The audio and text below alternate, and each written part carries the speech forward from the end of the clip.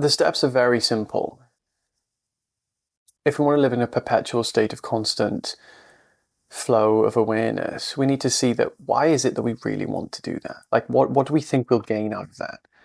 And the reason I ask this question to you is because the first thing you need to be clear of is your intentions. Because if your intentions is because that state will bring you happiness, then you'll be sadly mistaken. The thing I want to share with you right now, if you've clicked on this video, and I did kind of bait you in, but you'll forgive me, because what happens is that we find that this constant state of perpetual effortless awareness that we're seeking, it doesn't really make a difference. It's not really the goal. The goal is not to have a perpetual state of this supreme awareness, because guess what? You're already experiencing that. You've already been experiencing that. So why have you still been suffering? You've been suffering because you've believed that there is some form of state of mind that can make you happy. You've believed that if you retrieve a certain object, or do a certain practice, or read a certain book, or understand a certain thing, that there will be this state that you will attain, and that state will then continuously give you this sense of feeling happiness. Now, the truth is that happiness is not a feeling, it's not a state, it's not an emotion.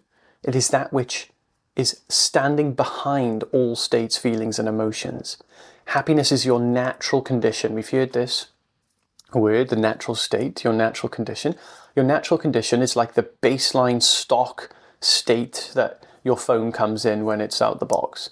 You are that state, that baseline state condition that you're in, which is a stateless condition, is pure happiness. It means that happiness has no conditions. So when you're going out there looking for videos to try and find a constant state, a state that you can be in that makes you consistently happy, you're basically looking for another object, another Ferrari, another form of income, another relationship, another substance that can make you happy. So right now, before we continue, realize that nothing can make you happy.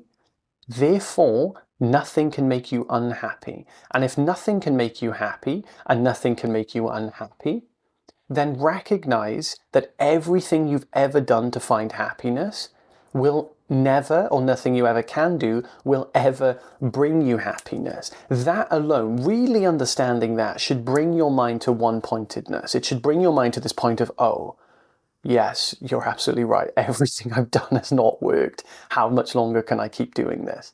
For how much longer should you keep doing that? I would suggest for no longer than this video. So if that is truly understood, then you will be open to the rest of what I'm about to say. What I'm about to say now is that if you've been meditating or doing any kind of practice or had any type of spiritual experience, you've most likely recognized your true nature in an experience. Now we need to transcend the need for experiences by realizing that the only experience we want to look for is the experience of understanding. Understanding is this seamless, formless experience that is of our true nature. We don't realize it, but the process of understanding, it's not the mind that understands. Think of the mind like a calculator. 1 + 1 = 2.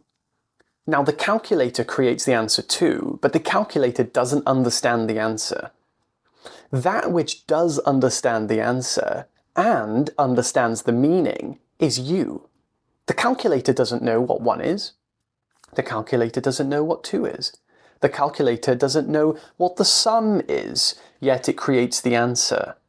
But it doesn't know the answer either. The mind is like that. The mind is like a calculator. The mind is like a tool that which does understand, that which does comprehend, and that which does perceive, uses to comprehend its own internal content. You see, it is its own internal content. So the mind is nothing but a tool. So if you were to tell your mind X, Y, and Z, the answer would come from consciousness. Consciousness is what creates the answer, understands the answer. Consciousness is the one that actually wrote the equation. So what we need to see is that understanding is the experience of our true nature, because in the process of understanding, the calculation goes in, we understand, then the answer is produced. So if we understand, so think about it like this. Someone tells a joke. Why did the chicken cross the road? You say, I don't know, why did the chicken cross the road? To get to the other side, right? Then there's a process of understanding the joke, understanding the answer, the punchline. If it was funny, consciousness would answer with laughter. So understood, joke, okay. Was it funny? Do I understand if it was funny or not? Do I understand the joke? Yes. Was it funny? Yes. Therefore, laughter will be the result. That will be the answer. On the alternative, if it wasn't funny, there will be the answer will be a straight face, you see? So we are constantly putting in input, creating output with our understanding. So now understand this. All your life you've been trying to meditate. All your life you've been trying to find a state of mind. What if the state of mind that you've been looking for was the realization that you are the state you've been looking for, this regular, day-to-day, normal state of mind that has been trying to resist everything it experiences was actually the state of mind that we were looking for? What if this normal state that we experience every single day is the very place we've been looking to find, albeit without the resistance to it? So what if in this moment you realize that what your true nature is, that which perceives, is not bound to an experience, it's not limited to an experience, it's in fact that which has been experiencing all experience, and it has no limitation. Does not come, it does not end, does not go, does not leave. It is perpetually always there. It's the on switch that creates all of your experience. It's the on switch that is the perpetual yes to everything, that which brings in all information, that which experiences information, that which is all accepting. That which is all accepting of all of your experience is pure consciousness. And realizing this pure consciousness is the source of happiness itself, because inherent in that recognition is the realization that we are not limited, temporary, and finite. It is actually a formless consciousness that is non-objective, therefore it cannot be contained by something objective.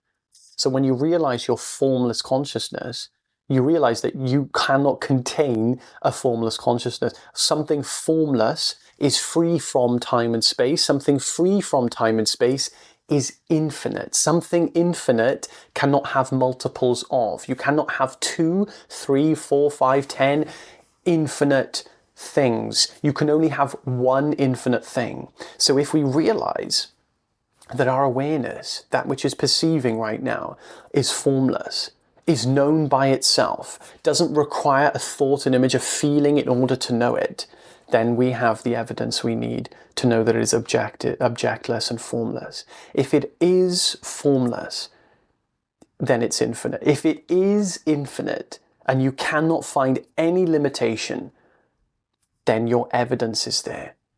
You are infinite, and there cannot be more than one infinite thing, which means if there is a thing that is infinite, nothing else can be made of any other substance other than that infinite substance.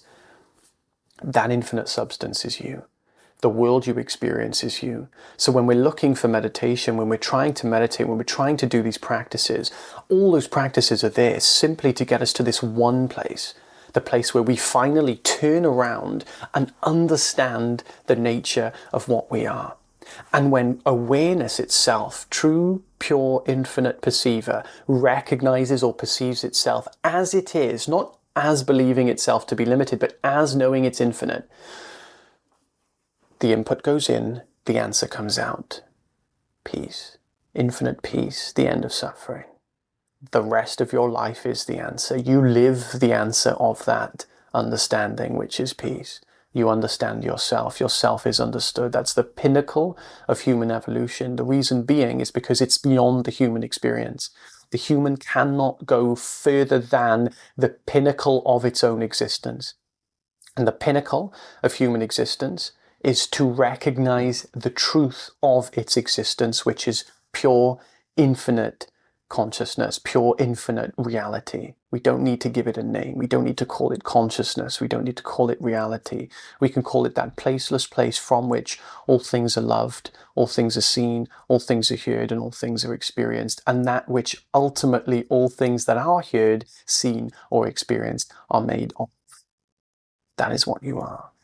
So we don't need to practice. We don't need to do anything. We don't need to meditate. Anything we feel like we need to do is always done on behalf of not understanding what I've just shared. And if we don't understand what I've just shared, the thing we need to do is to understand it, you see? So if we want to sit and meditate, that's absolutely fine. But the reason being should be because we absolutely couldn't think of anything better to do than to sit in the peace and intimacy of our own being. That should be the reason we meditate. If there's any other reason other than to simply enjoy the fact of being alive, if you're interested in this topic in this video, I do free meditations every single week. The link is in the description. If you'd like to check that out, I would love to see you there. Have an amazing day, guys.